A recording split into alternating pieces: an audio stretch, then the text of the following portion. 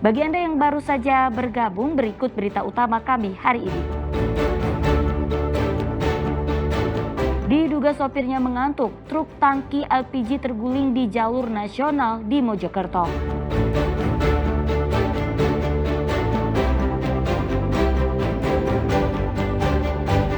Momen Idul Adha, jasa pengasahan pisau di Kediri laris manis.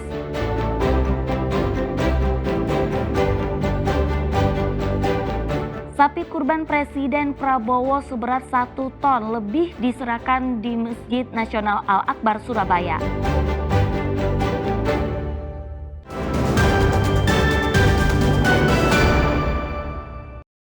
Sapi berbobot 1 ton lebih jenis peranakan ongol jadi pilihan Presiden Republik Indonesia Prabowo Subianto untuk berkurban. Sapi yang dibeli dari peternak asal Lamongan tersebut disumbangkan ke Masjid Nasional Al-Akbar Surabaya. Sapi kurban Presiden Prabowo berjenis peranakan ongol Rabu siang tiba di Masjid Nasional Al-Akbar Surabaya. Sapi berbobot 1 ton 20 kg ini dibeli dari peternak asal Desa Takran, Kecamatan Solokuro, Kabupaten Lamongan. Sapi kurban Presiden Prabowo tiba di Masjid Nasional Al-Akbar Surabaya bersama 3 ekor sapi lainnya, yakni sapi sumbangan Gubernur Jatim Khofifah Indar Parawansa, Wakil Gubernur Jatim Emil Estianto Dardak, serta Sekda Prof Jatim Adi Karyono.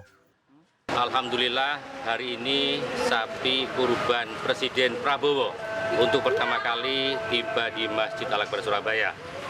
Jenis PO, kemudian bobotnya 1 ton 20 kg. Sapinya keren, gagah, termasuk juga sapi Gubernur Jawa Timur, jenis peranakan ongole, bobotnya adalah 960 kg. Terima kasih kepada Bapak Presiden Prabowo yang sudah mempercayakan kepada Masjid Al-Akbar Surabaya.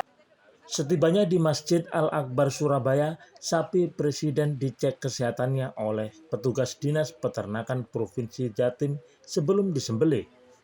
Sehat semuanya, kami bersama tim kami melakukan pemeriksaan mulai dari kandang, pengawalan, sampai menunggu sampai ini tadi transportasi ke sini kita lakukan pendampingan terus untuk kesehatannya, bahkan sampai nanti pada saat hari penyembelihan. Insya Allah aman, sehat, semuanya sudah melalui SOP yang cukup ketat, baik pemeriksaan melalui laboratoris maupun pemeriksaan rapid test. Vaksin juga sudah dilakukan, vaksin semua, baik food and blood disease maupun untuk LSD-nya, lapis skin disease. Aman, insya Allah. Kedatangan sapi Presiden Prabowo ini menjadi tontonan warga sekitar dan anak-anak karena ukurannya yang besar dibanding dengan sapi lainnya. Wahyu Pratama melaporkan dari Surabaya.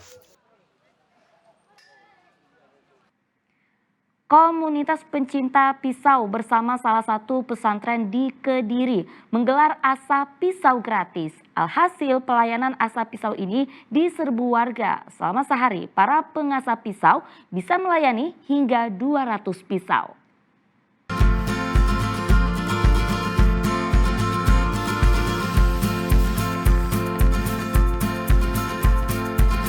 Layanan jasa asah pisau gratis ini digelar komunitas pecinta pisau, bekerja sama dengan Pondok Pesantren Lirboyo Kediri. Alhasil, jasa mempertajam pisau ini diserbu warga. Setiap hari, panitia bahkan bisa menerima hingga 200 lebih pisau milik warga maupun santri. Jenis pisau yang diasah mulai dari pisau penyembelihan hewan hingga golok untuk pemotongan tulang sapi maupun kambing kurban. Jasa asah pisau gratis ini digelar lantaran panitia pemotongan hewan kurban setiap tahun prihatin melihat banyaknya pisau milik warga yang sudah tumpul, namun tetap digunakan untuk menyembelih hewan kurban, sehingga tidak sesuai dengan syariat dan aturan agama. Tak hanya menerima layanan jasa asah pisau gratis, panitia juga mengajarkan cara mengasah pisau secara baik dan benar yang bisa diterapkan sendiri di rumah.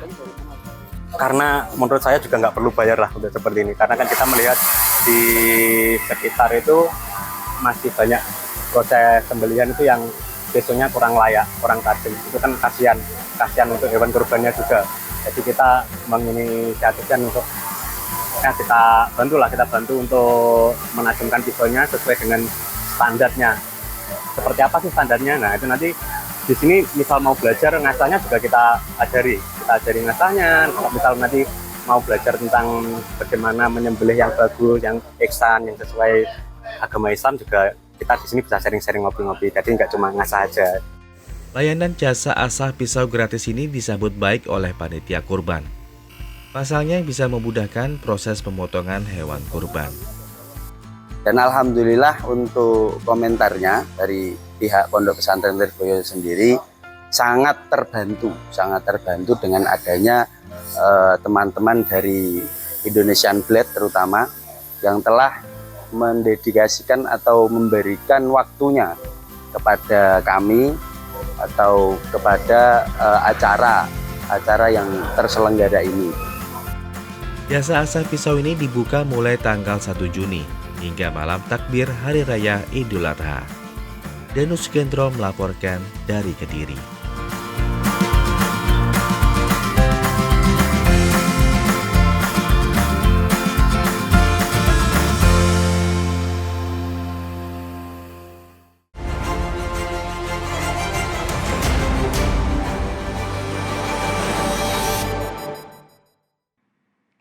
Tim redaksi merangkum peristiwa selama sepekan yang menyita perhatian publik di Jawa Timur.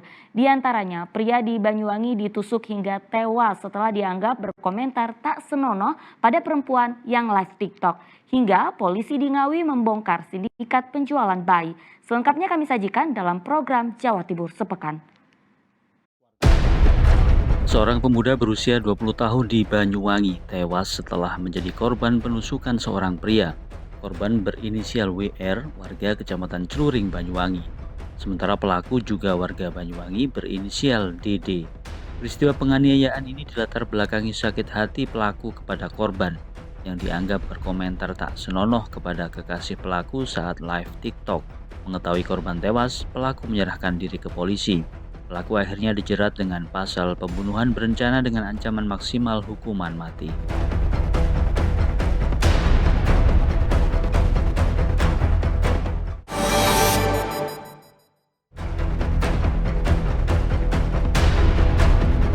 Polres Ngawi membongkar sindikat perdagangan bayi antar kota dan meringkus 4 pelaku. Mereka adalah perempuan berinisial SA 36 tahun serta lelaki berinisial ZM 35 tahun. Keduanya ditangkap berdasarkan pengembangan penangkapan sebelumnya dengan 2 tersangka perempuan berinisial SE dan RH. Modusnya, pelaku mencari ibu hamil yang kekurangan ekonomi dan mengadopsi bayinya. Namun bayi itu ternyata dijual ke orang lain. Pelaku mengaku sudah 10 kali menjual bayi ke beberapa orang di Ngawi. Bayi dibeli dengan harga 6 juta rupiah, selanjutnya dijual antara 15 hingga 20 juta rupiah.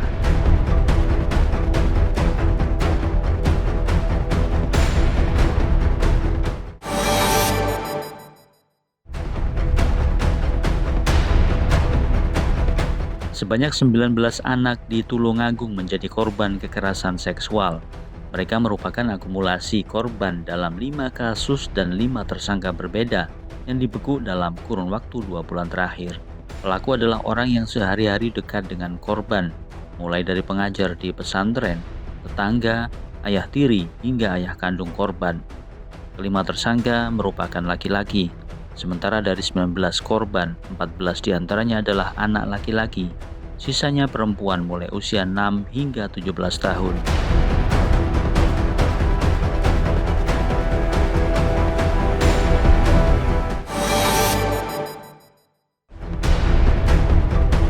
Sebuah truk box menabrak 9 kendaraan di traffic light persimpangan exit tol Purwodadi, Jalan Raya Arteri Malang, Surabaya, di Desa Parirejo, Kecamatan Purwodadi, Kabupaten Pasuruan. Kecelakaan beruntun diduga karena truk box yang melaju dari arah Malang mengalami remblong hingga menabrak 9 kendaraan yang berhenti saat lampu merah. Akibat kejadian ini 2 orang meninggal dunia, sementara 6 korban lainnya menderita luka berat dan menjalani perawatan intensif di rumah sakit.